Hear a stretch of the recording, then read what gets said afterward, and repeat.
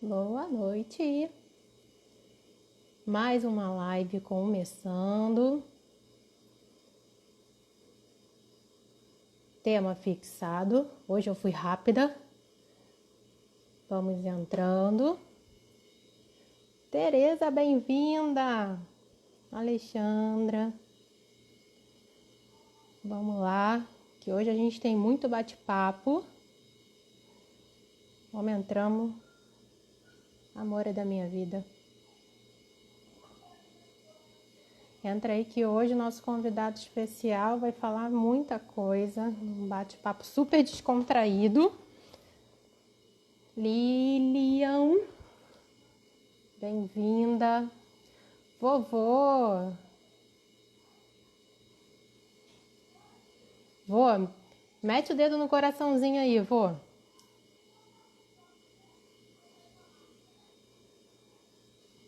Vamos lá. Também te amo, amor. Vamos que eu tô só esperando o nosso convidado entrar para eu chamar ele e a gente não perder muito tempo. Oi, Dri. Mãe.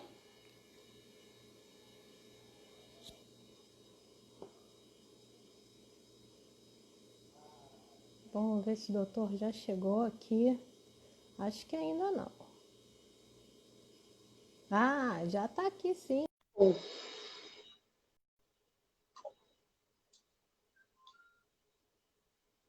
Vamos ver como é que tá. Alô, Olá! alô! Tudo bem, doutor? Desculpa a correria, viu, Vanessa? Não, imagina. Médico importante é assim mesmo. Ah, para com isso. Tanta gente querida que já passou por esse Instagram. Verdade. Tá tudo bem? Tudo em paz e contigo. Tudo bem também. Agora eu gostei desse filtro do Instagram. Ó, melhor coisa que tem. Olha, nem dá para Poupa, poupa, perceber. poupa dinheiro de maquiagem. Depois tu me dá essas dicas aí. Pode deixar. Ó, muito obrigada Eu por que ter agradeço o aceitado o convite. convite. Nosso encontro foi muito especial, né? Eu vi uma mensagem sua no grupo lá do Facebook, e aí, super solícito, todo carinhoso, colocando as informações super úteis.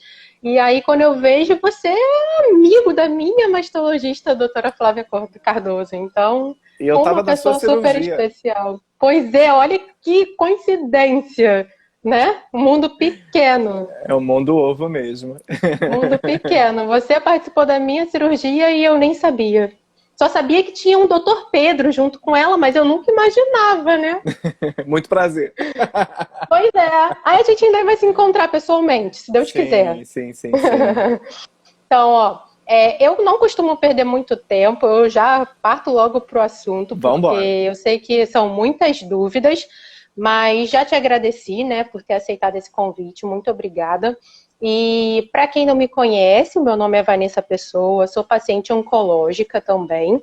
Tive câncer lá em 2016, tive um carcinoma in situ, mas ele evoluiu bem rápido. A doutora Flávia chegou a falar que quando ela foi operar, no final assim, ele praticamente tinha quase uns 12 centímetros. Então, assim, hoje eu faço o nosso famoso tamoxifeno, né? Mas graças a Deus estou aí firme e forte. E aí eu queria que você se apresentasse aí para todo mundo, falasse esse mestre aí que você é, que todo mundo te admira muito, e falasse onde você trabalha e a gente partir logo para porque é aqui, ó, de especial que tem algumas perguntinhas. Ok. Ó Vanessa, a olha, Flávia Flávia aí, ó. Cardoso já tá Ó. aí, minha comadre. Flávia, é mais do que minha amiga, minha comadre, minha Amor da minha auxiliar, vida. Meu minha anjo da eterna R+. guarda. Flávia, Flavinha assim, é mas meu anjo da guarda. tem residentes meus, ex-residentes entrando aqui, então tem uma galera muito querida já assistindo, Legal. pacientes, muitos amigos. Vanessa, eu tenho como formação ginecologista obstetra, embora eu nunca tenha Ah, que legal. exercido praticamente essa profissão. Caramba. Exatamente. Eu me formei em 2005, aí emendei na residência, eu não pensava em ser mastologista, não. Eu gostava bastante até de obstetrícia e gostava muito de patologia cervical, a parte de colposcopia e tal. Aí entrei para fazer essa residência e durante esse caminho, você roda em todas as clínicas ginecológicas, então acabei passando ali uns 8 meses pela mastologia do Hospital de Servidores. E aí eu falei, ih, vai rolar aqui, gostei. E a vida de obstetra também não é fácil, né? Então acabou que Imagina. nessas pessoas são pessoas com uma dedicação de tempo quase exclusivas, né? Porque imagina, Uhum, qualquer hora pode chamar, né? E aí eu é tava querendo verdade. também uma vida um pouco mais planejada. Eu nem imaginava o que me esperava. Quando eu entrei no INCA em 2009, a transformação, tanto na vida médica quanto no Pedro Marum, foi tamanho, porque pôde redimensionar, a partir da experiência de vocês e de tantas outras pessoas. Eu não gosto nem de usar paciente, né? Porque dá a impressão que a pessoa é passiva ali, de tantas outras pessoas como eu, né? São pessoas que puderam me ensinar uma nova dimensão de problema, uma nova dimensão do que se deve ou não dar atenção, dar importância. E construir uma nova narrativa na minha vida. Uhum. Eu escuto tantas de vocês quando, diante do diagnóstico, assim, faz a viagem que sempre quiseram, termina um relacionamento que já estava capenga, procura os amigos para resolver pendências. Eu acho que isso meio que aconteceu comigo a partir daí. E aí, Vanessa, diante de tanta coisa, eu acho que foi um match com o INCA que eu nunca mais saí de lá. Eu terminei a residência, fiquei como bolsista de pesquisa, e aí depois, no concurso de 2014, eu fui chamado em 2017, aí agora sou carreirista lá, né, servidor Ah, público. que legal. Muito Paralelo a isso, eu bom. trabalho no Hospital Mário Creff também, Uhum. e coordeno a residência médica de lá, e agora estou auxiliando também na divisão de mastologia. Assim, não é pouca coisa não, gente. Ainda Não é gravo uns pouca vídeos coisa no não. final de semana. Pois é, Jabo. Para quem não sabe, ele tem um canal no YouTube. Ah, Qual é me o dê nome do essa seu canal força lá? lá, Pedro youtube.com/Pedro Marum. Marum. Tá, gente, pode se inscrever lá porque tem só conteúdo bem legal. Inclusive, tirando as perguntas que as meninas fizeram. Oi, Vivi! Vivi é minha amiga de Tem. aeronáutica. é, tirando as perguntas que fizeram, eu tirei alguns dos temas dos seus vídeos lá pra gente Ah, falar se der legal. tempo. É bom Que que eu qualquer achei coisa a assim gente referencia. Quem interessante. quiser saber mais, já vai lá. Sim, sim, vai lá. É tipo gostinho de quero mais. Quer mais, vai lá, né? Então, ó, pra gente não perder muito tempo, que passa rápido, já tem quase 8 minutos que a gente está aqui falando. Vambora. Vamos lá. Quando que é necessário fazer a mastectomia? Ok. Essa pergunta, assim, feita de forma direta, como você está me fazendo, a Uhum, resposta principal para ela é quando a relação entre o volume do nódulo ou do tumor é desproporcional ao tamanho da mama. Se a gente for pensar bem, tudo pode ser evitado mastectomia. A pergunta é se a mama que fica é viável ou se ela é uma mama esteticamente inviável a ponto de se tornar algo que só oferece risco e não oferece nada demais.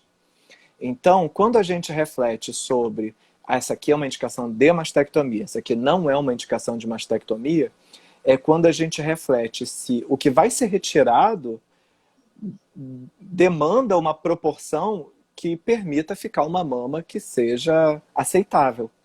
uhum. E para isso a gente tem diversas formas de tentar tanto evitar a mastectomia ou de reparar isso quando isso é necessário. Entendi. Porque também fizeram, acho que você também já respondeu isso, fizeram a pergunta de a mastectomia é decidida de acordo com o tamanho do tumor ou não? Na maioria das vezes, sim. Existem casos de exceção, por exemplo, como os carcinomas in situ, que para mim é a maior dificuldade de me fazer entender e das pessoas compreenderem mesmo. Porque se eu tenho um carcinoma in situ, que ele não é invasor, por que eu vou tirar a mama? E se ele é o estágio inicial do câncer de mama? Justamente porque ele, por estar dentro do ducto, né, ele vai Uhum. caminhando ao longo do ducto, fazendo uma árvore de calcificação muitas vezes. Então, localmente, ele está totalmente restrito, ele não é capaz de dar metástase, mas ele ocupa uma área enorme ali daquele tecido mamário e que torna inviável a sua manutenção. E assim, não sei se isso acontece com todo mundo, mas comigo cresceu tão rápido, tipo, de um mês para o outro. Foi uma coisa que tipo, me assustou muito, sabe, doutor? É. Em um Isso, mês ele tava com, tipo, assim, 1 centímetro. No outro mês uhum. ele já tava com 8. É.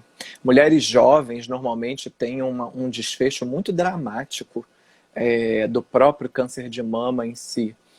Normalmente por serem doenças que não se relacionam à reposição de hormônio, à exposição ao estrogênio, à progesterona, são doenças que crescem mais rápido, têm um índice de replicação mais rápido, são células mais primitivas em relação à própria diferenciação da célula normal. Uhum. Então, elas são muito pouco diferenciadas e crescem também de uma forma muito mais acelerada. É uma doença de comportamento completamente diferente de uma mulher na pós-menopausa. Uhum. Deixa eu aproveitar que tem uma pergunta aqui, que a gente já mata logo ela, da Sanches. Quando a outra mama está cheia de cistos, pode ser feita a retirada também na hora de fazer a simetria? Os cistos, eles não são encarados por nós como doença, se a gente for olhar bem ao pé da letra. Porque o cisto é uma bolha d'água, né? Ele não passa, um cisto simples, ele não passa, Uhum.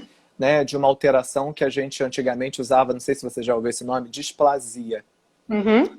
Todo mundo fala, tem displasia. Displasia é um termo que a gente abandonou, né? É Acaba que mesmo? É porque a famosa displasia mamária. exatamente. A displasia, ele é um termo que, se a gente for olhar desapercebido, ele lembra um pouco neoplasia, dá a impressão que é doença, né? Que está crescendo Entendi. alguma coisa. Mas a displasia, hoje, ele é um pacote de doenças que incluem quase todas as doenças benignas. Cistos, Hum. hiperplasias, alterações de células colunares, todas aquelas coisas que quando a gente vai ler uma biópsia benigno, e não vem escrito benigno ou maligno, né? Vem um monte de descrição. Aquilo ali tudo a gente encara como antiga displasia. Mas respondendo Uhum. à pergunta dela, o cisto, que é uma alteração fibrocística benigna, ele não é retirável, que no momento em que passa o bisturi ali, ele estoura e acabou. Por isso que a gente Entendi. não sai operando cistos simples assim, porque não vê sentido mesmo. Ele não aumenta em nada o risco de câncer, então a gente praticamente funciona quando eles estão muito volumosos e esvazia. Entendi. Deixa eu aproveitar mais uma aqui, que aí tá no tema de mastectomia, e a gente vê aqui, ó. Boa noite. Gostaria de saber se tem como fazer reconstrução depois da mastectomia, ou seja, faz a mastectomia em uma cirurgia e a reconstrução em outra cirurgia, em outro dia? Sim, é a reconstrução tardia que ela deve estar perguntando, né? É, Que a gente divide essas reconstruções nas imediatas, que no momento da mastectomia você já faz a já faz. reconstrução, Foi no e aí, meu caso. né, e aí seja aproveitando a própria pele da pessoa, quando isso é permitido, a doença não toca na pele. Então você aproveita, hoje a gente pode aproveitar até o complexo areolo papilar, o bico do peito, né, para todo mundo entender. Você tira aquele conteúdo de dentro da mama e aproveita essa pele usando o músculo como quem vai cobrir a prótese. Uhum. Então já tem essa possibilidade. Quando você não tem isso, você pode colocar próteses provisórias, como expansores, que vão criar essa loja novamente para depois colocar uma prótese definitiva. Agora, quando você vai fazer uma cirurgia num outro momento, não dá para a gente deixar a pele ali sem conteúdo. Então, é uma mastectomia tradicional. Tirou toda a Uhum. mama. A partir disso, a gente vai precisar de uma área doadora para uma reconstrução tardia. O que é mais comum, menos mórbido até, eu posso usar essa palavra, é o retalho das costas, do grande dorsal. Uhum. Sim, foi o que eu Gira, fiz. gira daqui das costas, passa para frente aquele retalho de pele com músculo que vai cobrir essa nova prótese. Mas também a gente pode doar retalho da barriga, que é o TRAN. Esse Sim. retalho da barriga, ele é muito bonito quando esteticamente vendo, porque como não coloca prótese muitas vezes, a textura da barriga, quando formada a mama, ela é de gordura e é muito semelhante a uma mama normal. Só que ao mesmo tempo, Fica além de ser, natural. fica muito natural. Só que não é uma cirurgia que eu apoie tanto assim, porque principalmente se for uma mulher jovem, por exemplo, uma atleta vai ter muita dificuldade de fazer abdominal. Se for uma Hum. pessoa que pretende gestar depois disso, esse abdômen ele vai estar com uma cicatriz de fora a fora, Uhum. com uma tela ali. Então, é uma cirurgia que muitas vezes causa consequências, tanto quanto hérnia inguinal, né? Então, acho que o grande dorsal ele funciona muito melhor e tem um resultado estético ótimo. Eu não tenho nada para reclamar, não. O meu ficou perfeito. Fizeram direitinho o trabalho. Ó, agora a gente falando sobre o esvaziamento axilar, que também perguntaram. Perguntaram, esvaziamento axilar, quando que ele é necessário? A partir de quantos linfonodos positivos? Quantos, né? Para explicar um pouquinho isso para as meninas. Uhum. Para nós médicos, o esvaziamento de axila, ele é mais dramático até do que a própria mastectomia. Claro que a retirada da mama é um comprometimento estético da feminilidade e da autoimagem, né, que é horrível.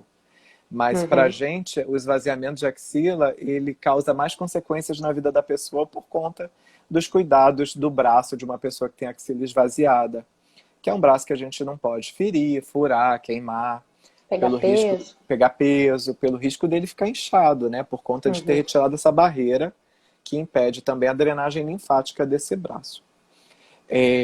Quando eu entrei na mastologia, há mais de 10 anos, praticamente todo mundo que tinha tumores maiores do que 5 centímetros já ia direto para um esvaziamento de axila, independente se Caraca. tivesse palpável algum linfonodo doente. E aí depois disso a gente evoluiu para o linfonodo sentinela, para pacientes que não tinham linfonodos palpáveis na axila. Injeta-se o contraste, avalia o primeiro gânglio da axila, e aí via, se ele estiver doente, esvazia. Se ele não tiver, preserva a axila. Aí fomos assim durante quase uma década. Em 2009, mais ou menos 2009, e foi publicado aqui num simpósio em Búzios, em 2012, saiu o primeiro estudo falando que mesmo com axila positiva a gente podia preservar, que foi o protocolo Z011, em mulheres que fariam cirurgia conservadora da mama, que tinham axila previamente negativa, e aí até 2 linfonodos positivos você não precisaria esvaziar. Esvaziar. Por que isso?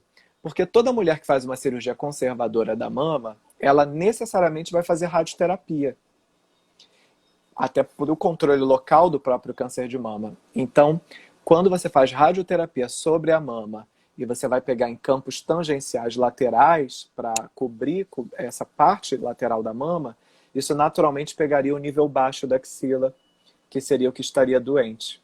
Então você faria um Uhum. controle também dessa axila por conta desses linfonodos positivos. Hoje também, quando a gente tem uma axila previamente positiva e pacientes com tumores mais agressivos, tumores que a gente julga que são mais quimiosensíveis, a gente pode inverter a ordem. Ao invés de fazer quimioterapia depois da cirurgia, como normalmente as pessoas imaginam que isso vai acontecer, a gente pode antecipar esse tratamento que ele já aconteceria por si só. A gente só inverte Uhum. a ordem. E aí a Não tem paciente muito... problema. Não. E aí muitas vezes a paciente tem um ganho tanto estético, porque às vezes seu nódulo é grande, ele regride a ponto da gente conseguir o que era uma mastectomia, fazer um segmento, uma cirurgia conservadora, e uma axila que era positiva, ela pode se tornar negativa e a gente também fazer o linfonodo sentinela pós-quimioterapia, que também é uma coisa bem recente, assim, na Uhum. história da mastologia, já né, é uma coisa que quem tratou há mais de 10 anos não se beneficiou. Eu vi aqui uma pergunta, mas ela acho que já está lá bem lá em cima. Mas foi alguma coisa do tipo do esvaziamento axilar e que sente dormente o braço. Isso tem alguma Uhum. relação? Tem. Quando a gente faz o esvaziamento da axila, e aí também muitas vezes o linfonodo sentinela, quando ele está bem alto, não está ali num nível baixo da axila, Porque, se eu é, não me a- engano, ela falou que o dela deu negativo. no linfonodo sentinela, às vezes isso pode acontecer, é menos comum. No esvaziamento é quase 100%. Ah, o que acontece? Durante a cirurgia, o avançar do bisturi sobre a axila, nervos de sensibilidade, tanto dessa face medial do braço, eles são rompidos, justamente porque eles estão entremeados ali entre os linfonodos. Raras vezes a gente consegue preservá-los, mas às vezes eles são tão fininhos que eles vêm junto com o conteúdo axilar. E Uhum. eles dão essa sensação de dormência ou até de queimação mesmo, sabe? Como se tivesse... Passou um negócio estranho aqui, peguei sol demais Uhum. embaixo do braço. Uhum. Tende a melhorar. só demora em torno de 6 a 8 meses até essa Caramba. sensibilidade, ela vai passando de uma dor, de uma sensação de queimação, mais por uma sensação de dormência e fica mais aquietada essa área.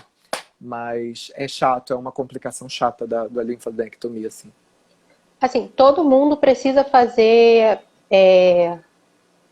Eu lembro que quando eu fui fazer. No dia que eu fui operar, antes eu fui para um lugar, sem ser o hospital, e fui fazer o exame do linfonodo, né? Que é um líquido que injeta, que depois vai sair o resultado. A linfoscintigrafia mamária, né?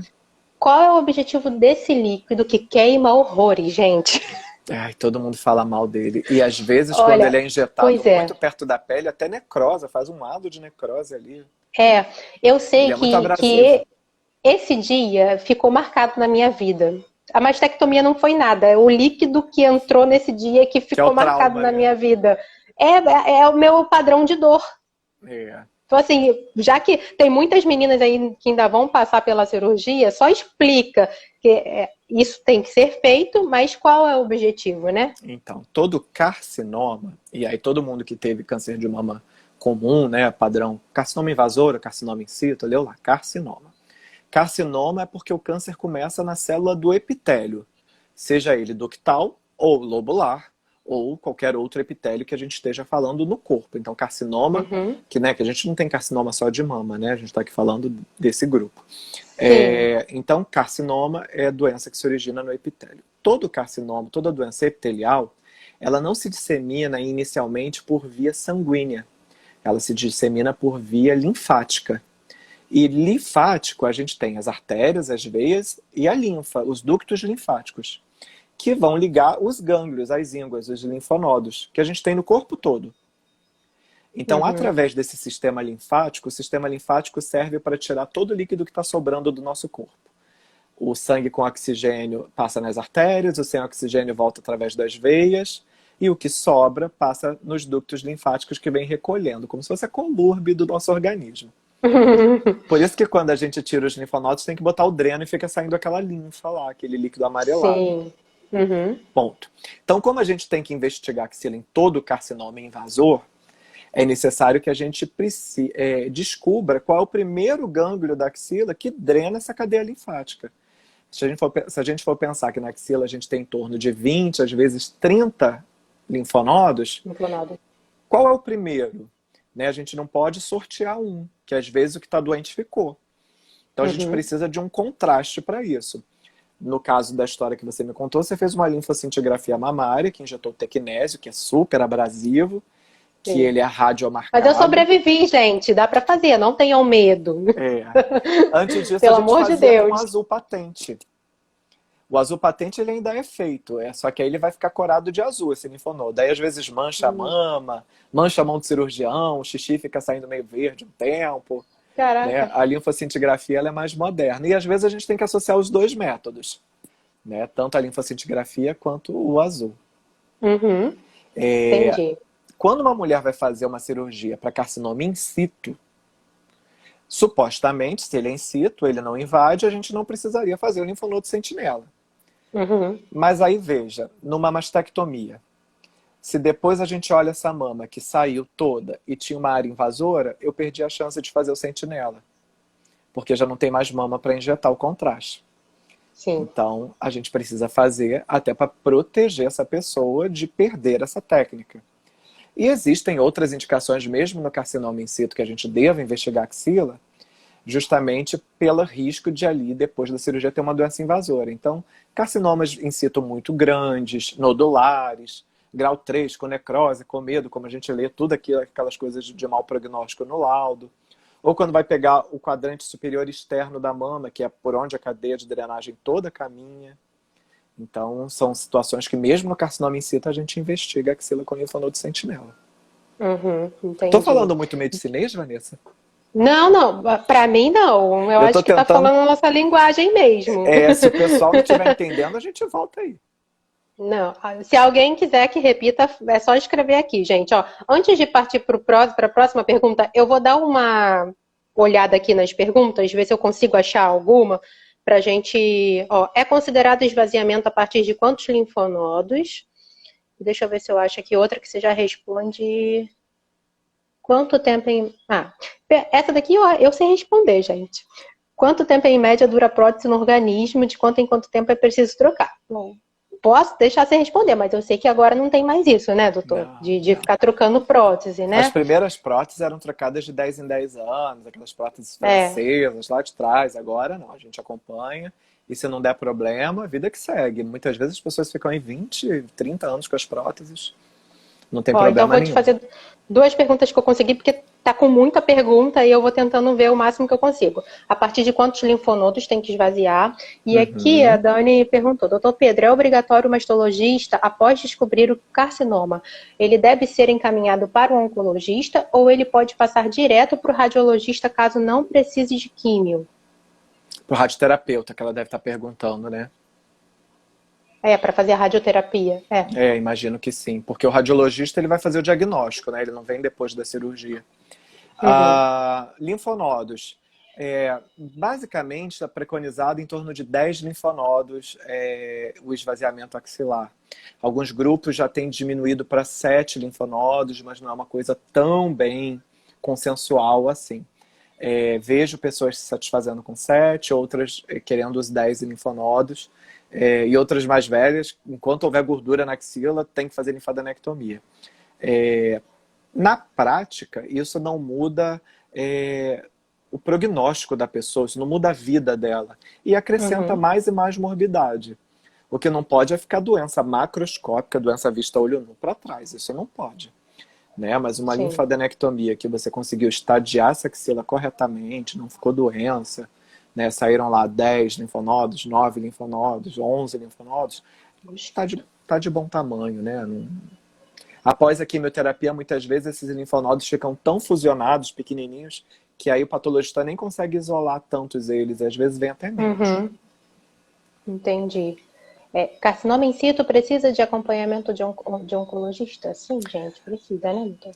A pergunta sobre encaminhar quando não precisa, né? Igual o mastologista decide qual é a melhor cirurgia para uma pessoa, cabe ao oncologista decidir se precisa ou não de algum tratamento adjuvante. Uhum. Então, você vai fazer químio, você vai encaminhar para o radioterapeuta, você vai prescrever hormonioterapia, você vai prescrever algum anticorpo, tantas outras coisas. E assim, eu acho que é gentil, né, a gente compreender o tratamento do câncer de mama sem o protagonismo da cirurgia, né? Você que é uma mulher que passou pelo cirurgião plástico, pelo oncologista, pelo mastologista, você entende quão complexo é o tratamento do câncer de Uhum. mama, né?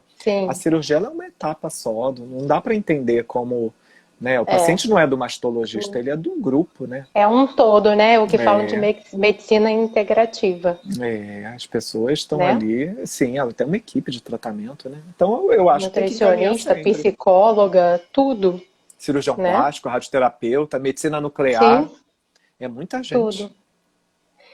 Eu gosto muito de falar, que eu vi as meninas falando aqui que não sabia dessa parte da injeçãozinha, né, que dá, que eu já esqueci o nome que você falou, mas as meninas vão Linfocintigrafia. entender. Ou cintilografia Então, mamária, né? então, eu gosto de falar sobre isso porque são experiências que eu não sabia que eu tinha que passar por isso. Quando eu cheguei lá, foi tipo tudo muito novo para mim. Eu só deitei e o médico, sem explicar Ai, nada, já foi logo. Então, assim, é tudo muito novo, é tudo muita surpresa. Então, assim, eu gosto de comentar essas experiências que acho que são detalhes que fazem a diferença, né? exatamente. Então, ó, partindo. Quer falar alguma coisa? Não, não, não, Não. vai lá. Ah, tá.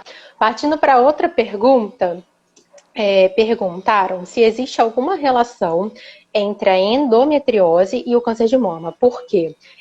Tem uma amiga aqui que ela estava fazendo o tratamento para endometriose, ela estava tomando a medicação e logo depois ela foi diagnosticada. O remédio da endometriose, ele pode causar um câncer de mama? Porque logo depois ela ficou com cistos e aí veio depois um câncer.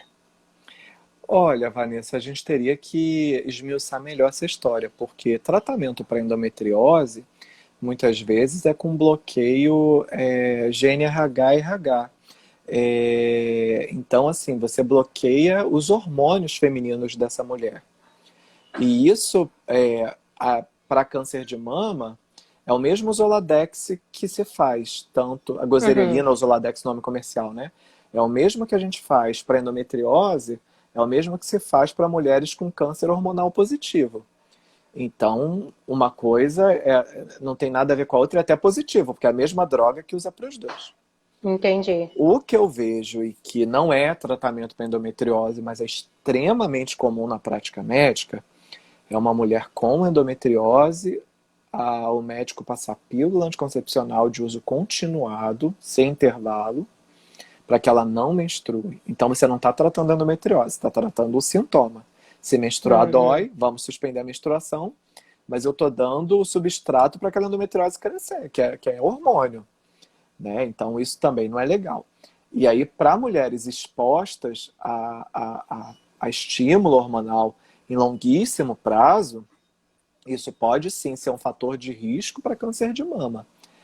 Mas não assim, a presença da endometriose como algo que aumente o risco de câncer de mama. Essa relação não. Entendi. E nem do remédio.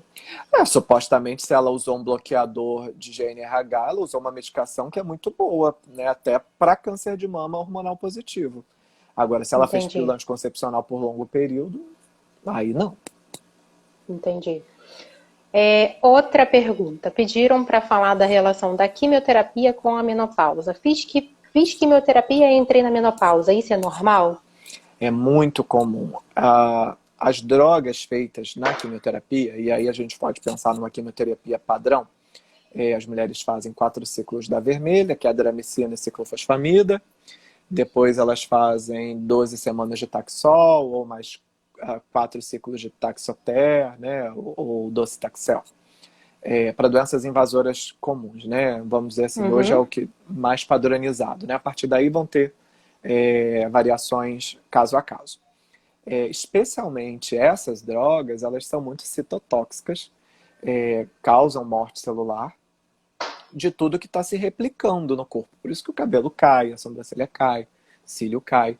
E ovário é um vulcão de células se replicando ali todo mês, produzindo aqueles folículos que vão ovular mensalmente. Se a gente for pensar que uma mulher entre 45 e 50 anos, ela já tem uma reserva ovariana bem pequenininha, tanto que a gente orienta uma pessoa a engravidar até os 35, né? A partir dali já Uhum. começa a ficar mais difícil. é, Termina de liquidar a pouca reserva que falta, né? Então essa mulher ela pode entrar aí numa menopausa a partir da quimioterapia. Não incomum mulheres jovens que fazem quimioterapia aos 30, 35, ficarem um tempo ali em amenorreia, sem menstruar, e depois retomam os ciclos. Isso pode acontecer. Agora, o que é mais importante quando o assunto é esse, é falar para as mulheres que são jovens e tomam Uhum. tamoxifeno, ele não previne gravidez. Então, Sim. se você está Muita usando gente pergunta. tamoxifeno para o seu tratamento oncológico, e aí é uma terapia hormonal, ele não é hormônio igual pílula anticoncepcional, né? Ele é Então, um anti-hormônio, né? porque na verdade acaba que o próprio tamoxifeno é um inibidor seletivo, né? Então, da mesma forma que ele inibe os hormônios da mama, ele prolifera endométrio, então ele vai fazer uma confusão aí e que pode não ter relação com a ovulação, e são mulheres que não fica bem elas engravidarem até 2 anos depois da cirurgia. Então a gente gostaria que Uhum. elas esperassem até entre 2 e 5 anos, preferencialmente 5, mas às vezes não dá tempo. Então, engravidar precocemente confiando que o tamoxifeno vai prevenir gravidez, não façam isso. É. Tem muita gente aqui pedindo para você falar da importância, às vezes, de se retirar. Acho que foi o útero, o ovário. Deixa eu ver, gente. Deixa eu ver se eu consigo achar aqui. Efeito positivo da retirada dos ovários em quem é hormônio positivo. É. Foi até a Ah, Vivi que perguntou. quando a gente não tinha o Zoladex, que é a gozerelina, ele induz uma menopausa química, né, a partir do efeito cerebral do envio da ordem para o ovário produzir hormônio. Lá atrás, a gente fazia essa chamada castração, né? Operava, tirava os ovários, essa mulher está na menopausa. Ou fazia até castração actínica, que é fazer radioterapia sobre o ovário, para terminar de liquidar com eles. Uhum. É equivalente hoje ao uso do Zoladex. Então, eu não vejo um grande ganho se você está usando o Zoladex, a não ser que você não queira usar ele por longo período, uma mulher muito jovem, o oncologista realmente vê um ganho nessa retirada dos ovários, até para melhorar Uhum. a estratégia dele de tratamento. Mas assim, o Entendi. Zoladex ele dá bem esse efeito. Tem aqui gente perguntando, ó, podemos considerar o tamoxifeno uma quimioterapia oral? Toda hormonioterapia se a gente for ao pé da letra, sim, ele, o anastrozol, o letrozol, são formas, né? O Xeloda, agora, Uhum. são drogas de ação completamente diferente.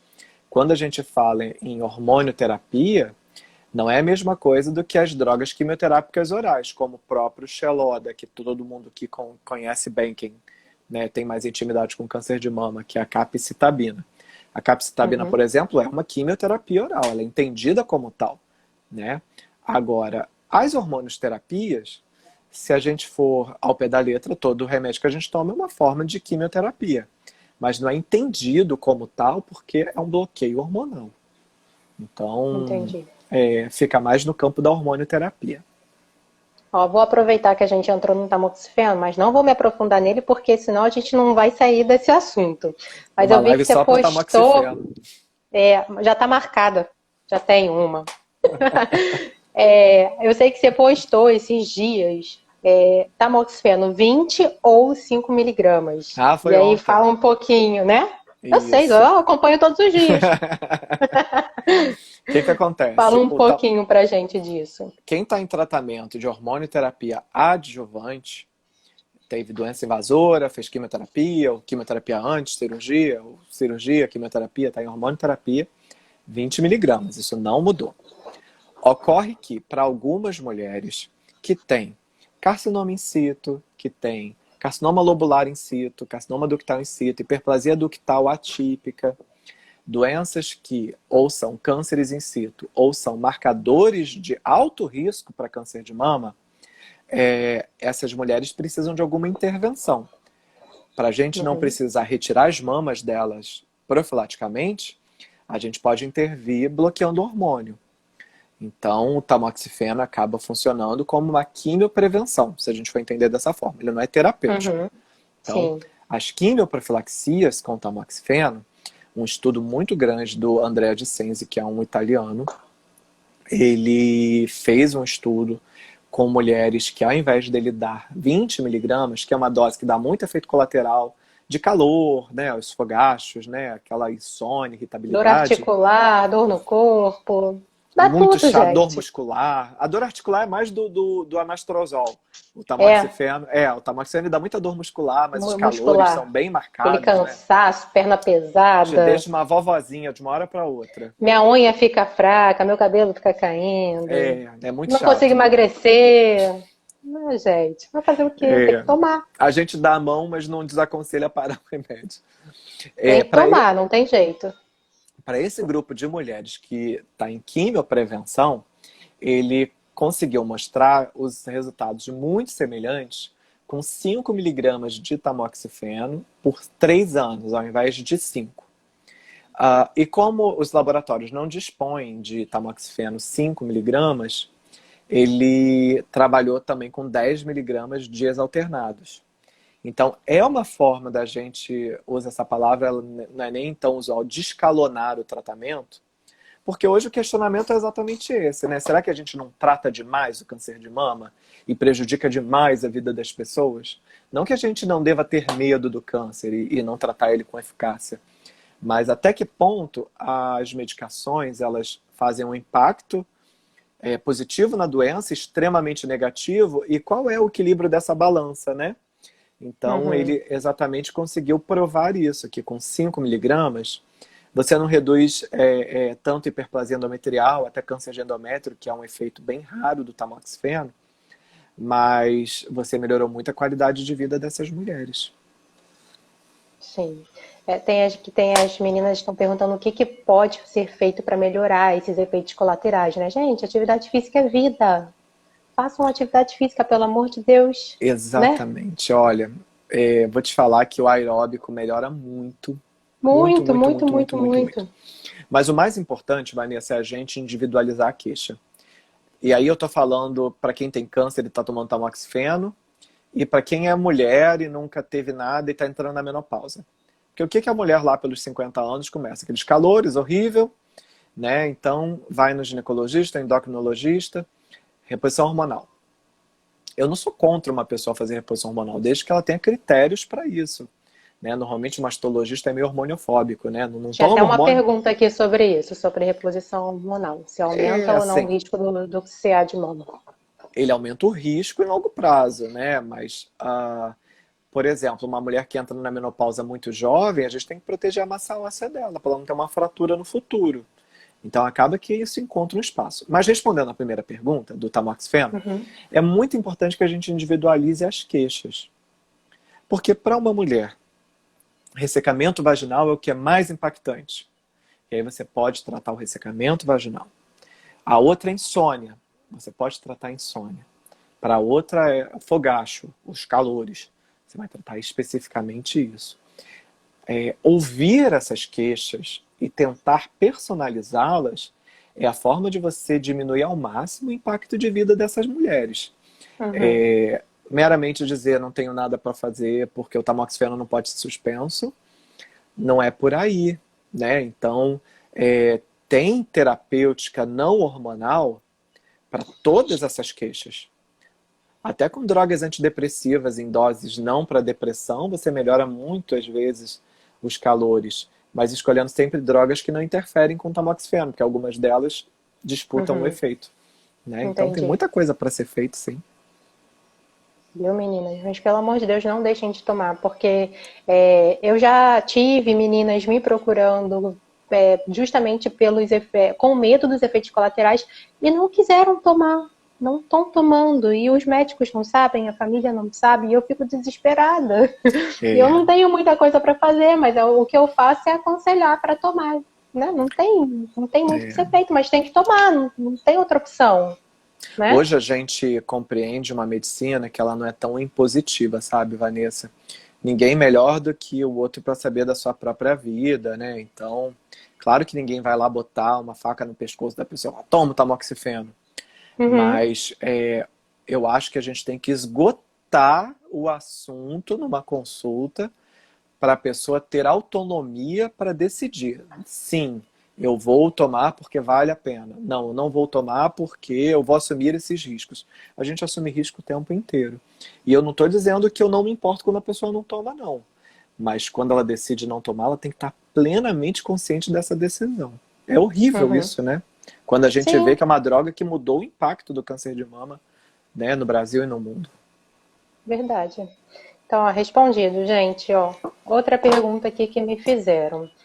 Mentira, não me fizeram não. Eu que coloquei aqui porque eu vi no seu YouTube, lá no seu canal. Qual a porcentagem do CA voltar na mesma mama? Então, de forma numérica, é muito cruel eu dizer isso porque eu não vou estar sendo exato. Ah, quando a gente faz uma cirurgia conservadora da mama, são critérios que a gente compreende de alto risco para uma recidiva local, aí não é de metástase, né? Tirou o nódulo dessa doença voltar na mesma mama. E aí vamos ao primeiro. Margens comprometidas que não foram ampliadas. Ficou doença, então pode voltar. Tumores muito volumosos que tirou uma área grande e nas suas periferias você tinha doença in situ que pode ter ficado alguma célula para trás. Tumores de alto grau, tumores triplo negativos, tumores HER2 positivos que não fizeram quimioterapia previamente, que são tumores que normalmente a gente prefere a quimioterapia, o HER2 e o triplo negativo, antes de operar, porque respondem muito bem. Pacientes que não fizeram radioterapia depois da cirurgia conservadora. Então é um grupo de muito alto risco para uma recidiva local. Uhum, Né? entendi. Ó, posso colocar uma prótese de silicone após um CA de mama com cirurgia conservadora? Sim, ela fez a cirurgia conservadora. Não vai colocar no mesmo tempo da cirurgia porque não é um bom conselho. né? Se Uhum. fez uma cirurgia conservadora, vai fazer radioterapia, aí a chance dessa prótese não ficar com resultado estético bom é quase meio a meio, 50% a É. 50%. E aí essa prótese pode ficar encapsulada, mama dura, aquela prótese rígida. E a gente experimenta muito isso em mulheres que têm câncer de mama e já tinham prótese, e a gente vai fazer uma cirurgia conservadora mantendo a prótese dela. Muitas vezes essa prótese no futuro ela tem que trocar, não fica bom. Então Uhum. não é uma boa ideia fazer uma plástica colocando uma prótese de silicone numa cirurgia conservadora, não. Mas no futuro tratou, fez a radioterapia, recuperou bem essa pele, vai ficar em segmento, em controle. Eu não...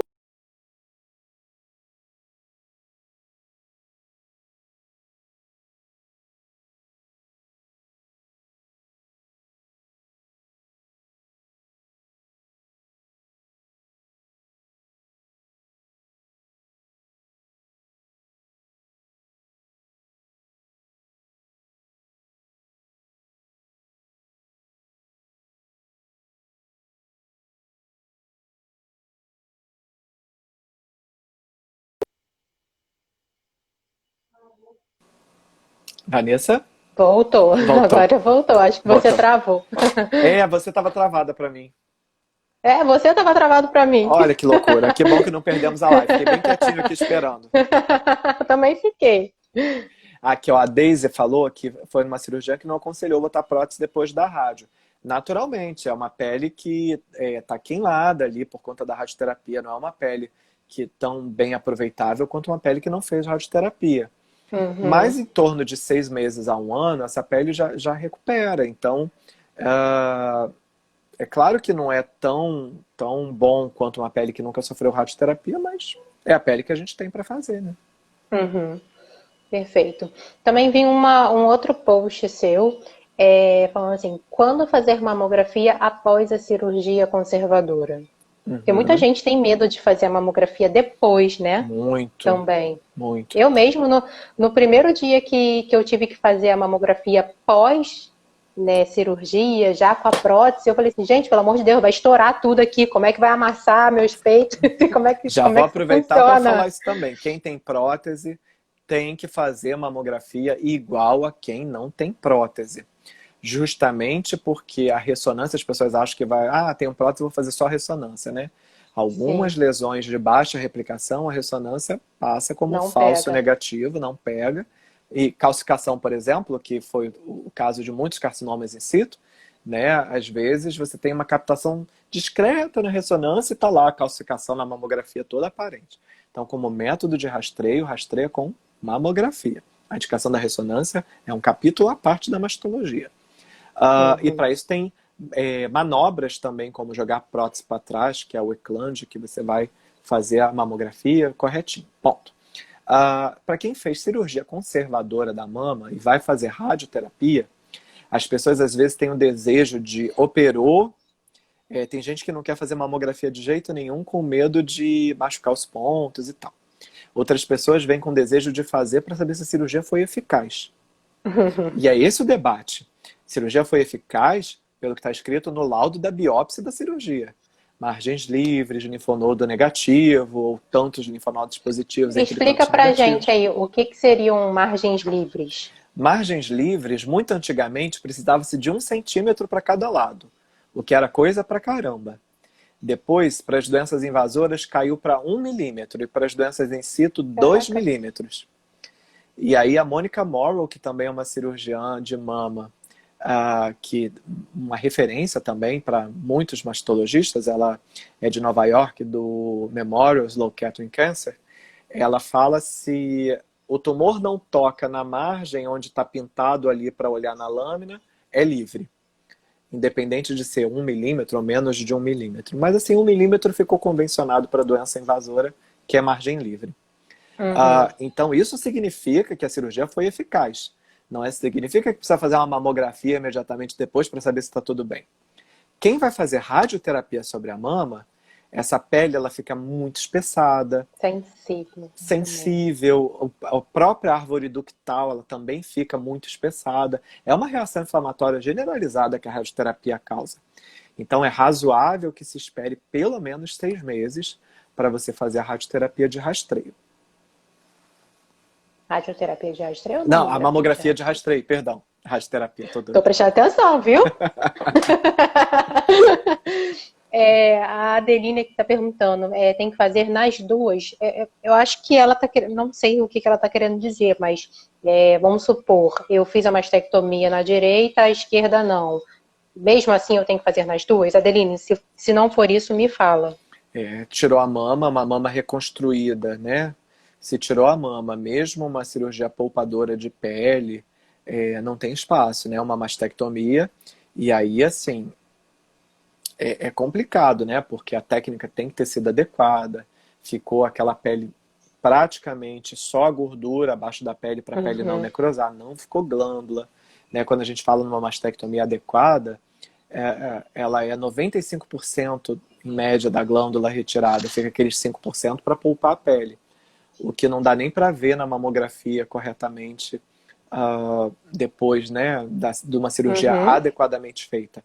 Então, se foi uma cirurgia correta, não tem indicação de fazer mamografia. Por exemplo, num grande dorsal ou num trân, eu já vi gente fazer mamografia num trân, ele está fazendo raio-x da Ela barriga. tá falando aqui, mesmo sendo na mastectomia bilateral, tem que fazer nas Bilateral. duas? Tem que fazer Mamografia, mamografia nas aí não duas? tem que fazer mamografia mais. Né? Não Então foi uma acho que agora a mastectomia gente respondeu. bilateral. Né? Então, se for uma Acho que mastectomia agora. bilateral, não. Vai fazer o controle clínico, né? Observar essas cicatrizes, esse plastrão, as axilas. Né? Vai fazer Aí no outro tipo caso, de controle. não sei se eu vou falar besteira, mas aí no caso seria só uma ultra? Na verdade, Vanessa, Ou não? para ver linfonodo, o exame clínico ele é primordial. Se for de alto risco lá, semestral, bonitinho, né? Pra gente. Doutor José Cláudio Casale, meu geneticista aqui, ó, dando um tchauzinho. Olha, que chique. Beijos pra você. Então, assim, o controle clínico, ele é muito importante para uma mulher que não tem mais as duas mamas. E a partir daí a decisão médica, se desconfiou de algum gânglio que ele Uhum. não era palpável, se tornou palpável, não tem história de trauma, não tirou um bife da unha, não machucou o braço, está desconfiado, vai pedir um exame de ultrassom, às vezes uma punção desse linfonodo, né? A partir daí sim. Mas como rastreio geral, não. E tem um tempo certo para fazer os exames de rotina? Exemplo, eu operei em 2016 e faço desde então até agora de 6 em 6 meses. Aí daqui a um tempo vai ser anual? Como que é decidido qual a periodicidade do exame de rotina? De quanto em quanto tempo? Porque depender de mim, eu não quero fazer anual, não, eu quero fazer de 6 em 6 meses. A tua pergunta é para mulheres que tiveram câncer de mama, não é rastreio Sim, geral. sim, sim. Isso é bem individualizado, Vanessa, porque se a gente for ver uma mulher jovem que você fez o Gente, diagnóstico. peraí, deixa eu te cortar, doutor. Só expor aqui, doutora Maria Júlia, Meu na Deus nossa do live. céu, Estamos chiquérrimos. é muito prestígio para duas pessoas. Muito, muito, muito, muito, muito. Ai, meu Me Deus. sinto completamente abraçado. Beijos. Precisei cortar, gente. E eu sou Desculpa. míope, eu tô vendo só as letrinhas subindo. Né? Aí, como eu tô vendo os corações subindo do lado, eu falei, nossa, estamos indo bem. Mas eu não enxergo nada que as pessoas estão escrevendo. Vai, voltando. Voltando, Periodicidade para quem, né? quando a gente avalia isso, a Maria Júlia me corrija, porque Maria Júlia compreende muito mais de exames radiológicos até do que eu. Uhum. Você tem que tentar individualizar isso de alguma forma, e é para onde o rastreio de mama caminha, principalmente na mulher que já teve câncer de mama. E aí vamos tentar dividir isso em grupos. Uma mulher jovem que teve uma mutação genética, que você foi lá e fez o diagnóstico. Essa mulher ela vai se beneficiar, por exemplo, de ressonância, além da mamografia. Ou se você vai tomar alguma atitude frente a essa mutação, se você vai indicar uma mastectomia profilática por ela ser mutada, essa mutação ser de alto risco. Numa senhora na pós-menopausa que teve câncer de mama, fez uma cirurgia conservadora. Então é um tumor que a gente pode entender como menos agressivo do que uma mulher de 30 anos, 35 anos. Uma Uhum. mulher aos 60.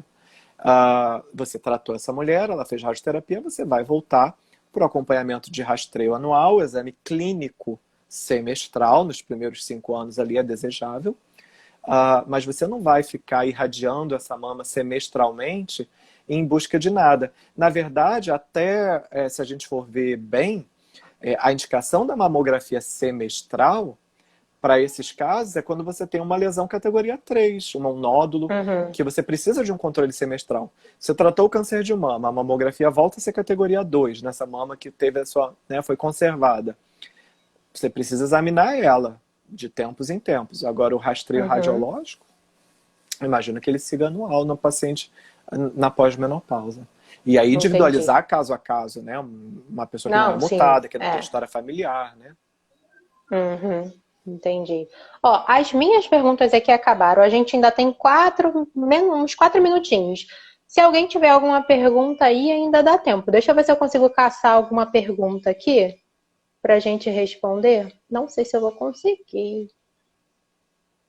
Deixa eu ver se eu acho uma pergunta aqui. Tem algumas perguntas que eu acho que são específicas para oncologistas, meninas. Qualquer coisa eu dou um pitaco. Perguntaram aqui, ó. Eu sempre faço... Não, foi isso não. Tem uma aqui, ó. Boa noite, doutor. Muitas dores nas mamas é normal? Dor na mama é normal em mulher que tem ciclo menstrual. Então, na fase antes da menstruação, que a mama está bem infiltrada ali, pesada, vai doer. Aí são dores cíclicas, né? Acontecem todo mês. As dores que são acíclicas, aí a gente tem que conversar, tentar entender o padrão dessa dor, por que isso acontece. Mas sim, não é um sinal, mais importante, não é um sinal de alerta para câncer de mama, dor na mama. Não é um sinal de alerta. Porque eu acho que é o medo, assim, de todo mundo que já passou pelo câncer de mama. Doeu alguma coisa, sentiu alguma coisa diferente, a gente já fica preocupada pensando que é alguma coisa ruim, né? Não tem jeito, não tem jeito, é o que todo mundo pensa. Exatamente. Mas que nem eu estava conversando na live que eu fiz com a doutora Maria Júlia. Às vezes eu sinto muitas fisgadas, né? E aí, geralmente, quando o tempo tá para mudar. E aí, quem não sabe, tipo assim, gente, será que tem alguma coisa aqui? Ou realmente tem alguma coisa a ver com o tempo? Às vezes a cicatriz retrai, fibrose, tudo isso dói muitas vezes. Qualquer cirurgia é uma modificação corporal muito grande, né, Vanessa? Isso tem um impacto. Tem uma outra pergunta aqui, ó. É normal não sentir nada durante a menopausa? Nenhum efeito colateral? Tipo, tô super bem na menopausa, não sinto calor, não sinto nada. É normal? Isso é uma benção. Levanta a mão pro céu e agradece. Né? Muito sortuda ela, gente. Que maravilha. Isso é uma benção. Isso é a vida que toda mulher deseja. Pois é. Deixa eu ver se tem outra aqui. Peraí. Meu carcinoma mamário, BIRATS 4C, 2 centímetros. Deixa eu perder não, tá subindo muita pergunta. Ai, Jesus, o que eu fiz? Doutor, não vai embora. Ai, gente, não consegui. As perguntas estão indo muito rápido assim, ó. Tomara que não derrube a gente. Não, vai derrubar não. A gente tem exatos 2 minutos e eu não vou me prolongar. Vou estar encerrando aqui para a gente não ser derrubado, então vou encerrar com calma. Quem quiser ver mais alguma coisa, gente, vai lá no canal do YouTube do Dr. Pedro, tem muito conteúdo bom, mas também não deixa de ir no meu não, por favor, tá? Se inscreve no dele, se inscreve no meu. Eu já sou inscrito no seu, Vanessa. Obrigada. E aí, vai lá no canal dele, assim, tem muito conteúdo legal. Todo dia, né, você tá postando um tema bem interessante. Eu tento de segunda a sexta, e vocês que me norteiam. Tanto lá no grupo do Facebook, quando eu coloquei lá a pergunta, o pessoal chega no meu Instagram e assim, eu percebo que as pessoas têm percebido que eu estou respondendo as perguntas que chegam. Sim, e é legal também, você coloca as caixinhas de perguntas lá no Instagram, então você vai montando os vídeos de acordo com a nossas dúvidas, com a demanda que vocês trazem, eu bato papo mesmo. Sim, é muito legal. Quem não conseguiu acompanhar a live aqui da gente, ou chegou atrasado, ou pegou pela metade, não se preocupem, ela fica salva aqui, depois eu jogo lá no meu canal do YouTube. Tá? Não se preocupem, vocês vão conseguir ver ela de eterno. Pode ver, rever várias vezes. Então, ó, a gente está quase encerrando. Eu vou me despedir, doutor. Muito obrigada. Eu agradeço. E quem sabe daqui a um tempo, assim, a gente faz outra live, né? Sim, vai ser um prazer. Eu fico encantado com a quantidade de afetos que a gente recebeu aqui. Muito, né? Eu sou uma pessoa muito grata, muito feliz por isso. Ó, beijos. Beijo Vou acabar grande. antes da gente encerrar. Até, tchau, Beijo, tchau. tchau. Até.